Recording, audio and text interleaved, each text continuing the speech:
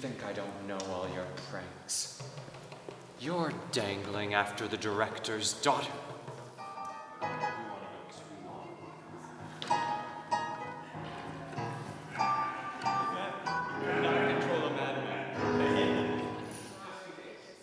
You like flees it. Yeah. And that's the first sign of magic. Paul and I are brothers.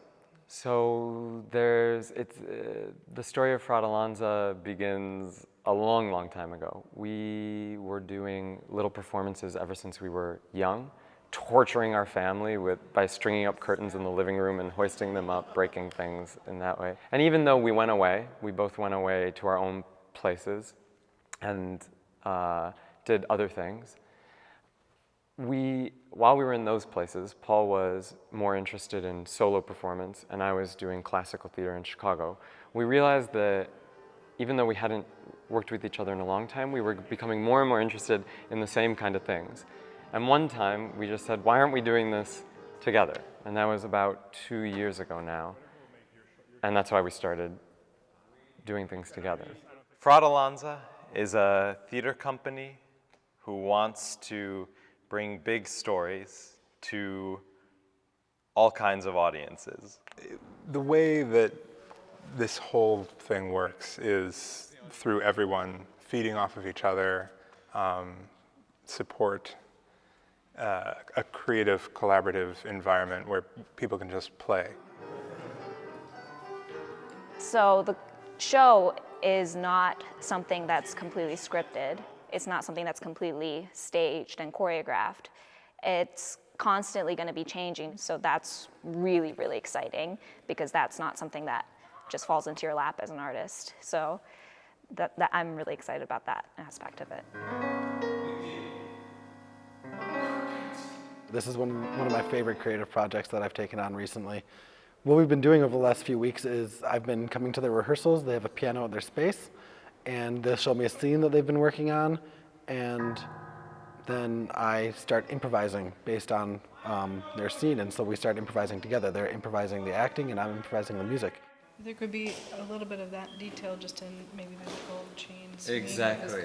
Anything involved with the material world, I'm sort of fabricating or suggesting or sketching up and throwing at them, and then they respond and see or not to what I've brought to the table. So I guess a distinction between what I'm doing and what a typical sort of set designer, costume designer is that I've been in dialogue with them about what this production's about from a very early stage, and that a lot of the designs of the elements that I'm bringing are influential in what sort of comes about in terms of movement and dialogue on stage.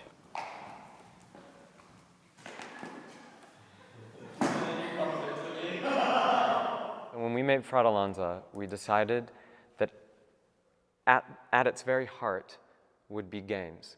So it's not just, what is Mozart thinking in this scene? What is the madman thinking in this scene? Blah, blah, blah, blah, blah. That's a cool scene.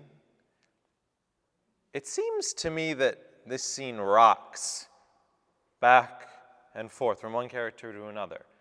What else rocks? A boat. Okay, we're on a boat. Let's do it this time. We're on a boat.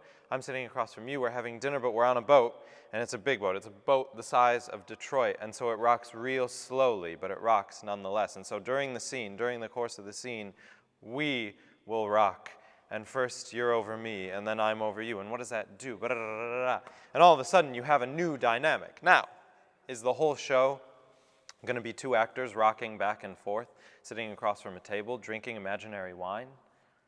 Maybe, but probably not.